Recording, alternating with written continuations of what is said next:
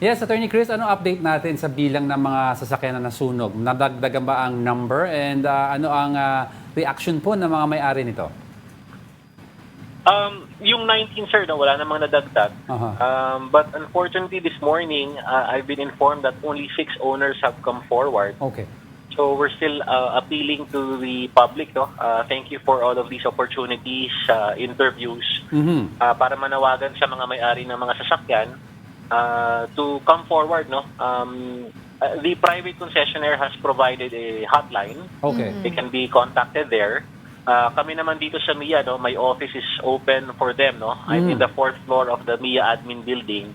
They can come here and we will establish a line of communication between them and the private concessionaire. I'll clarify ko lang, no? Attorney, you said only a few have come forward. Anong klaseng parking lot po ito? Is this yung park and go type na iniiwan for long-term leases ang mga spots? Well, we spoke with the parking admin yesterday, and we were informed that they have some parking visitors na ganyan ang ginagawa. No? They leave the vehicle overnight to go elsewhere, and then when they come back, they just return to their vehicles. So that's their operations insofar as this parking facility is concerned. Okay, okay. So ano naman po yung update natin dito sa investigation kung ano po talaga yung naging cause nitong fire incident na to? Because there were initial reports na baka daw grass fire ang naka-initiate nitong apoy na ito. That's also part of what we're waiting for this morning. No, while I heard some of the BFP officials in their interview concluding that it was grass fire, MIAA is yet to receive the formal report, no? Because that will be very relevant with the discussion with the private concessionaire. Well, of course, in terms of their liability, no? To be fair naman din sa private concessionaire, after our meeting yesterday, 7 p.m. last night, they sent a letter addressed to the GM stating their position insofar assumption of liability is concerned. No? But I was not given any instruction or authority to disclose the contents. So while waiting for the BFP report, I'll also communicate with the private concessionaire kung ano ba yung pwede naming i-disclose because ayaw ko naman silang pangunahan. I'm not their spokesperson. So I want sana for it to come from them. But hopefully we can get more answers from them this morning. Yeah, Attorney Clary, I'd like to clarify, no, ano po ang relationship between yung parking concessionaire and MIAA?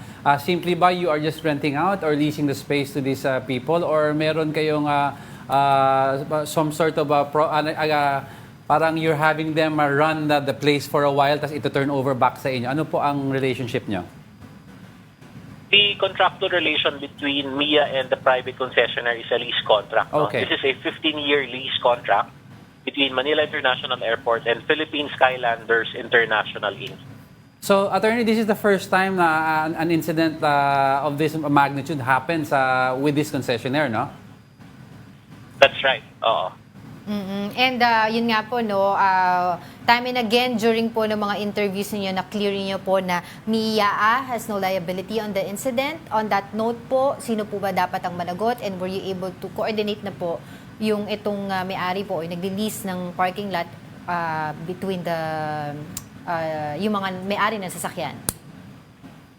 Yeah, regarding this, no, the GM has clearly reminded me na while merong ganyang provision sa ating contract of lease with a private concessionaire, he has emphasized not to focus on that. No?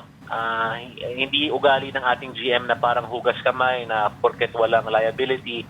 We will still help itong mga biktima nitong pangyayaring ito because I cannot imagine, no, if I were one of the owners of these vehicles, no, nag-parking ka lang, pagbalik mo, wala na yung sasakyan mo. So, MIAA will still help and provide any other assistance that we can provide to help alleviate ito namang scenario na to. No?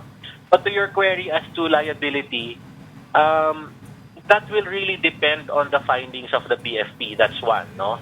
But also, to be fair naman dito sa private concessionaire, they already manifested yesterday that hindi nila tatakbuhan itong incident na ito.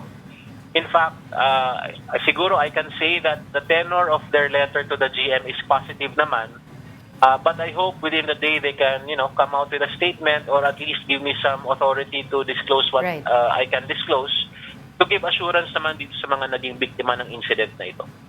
But so far po, hingi lang din po kami ng update ngayon as to ano na po ang itsura doon, natanggal na po ba yung mga sasakyan doon. Give us an update po.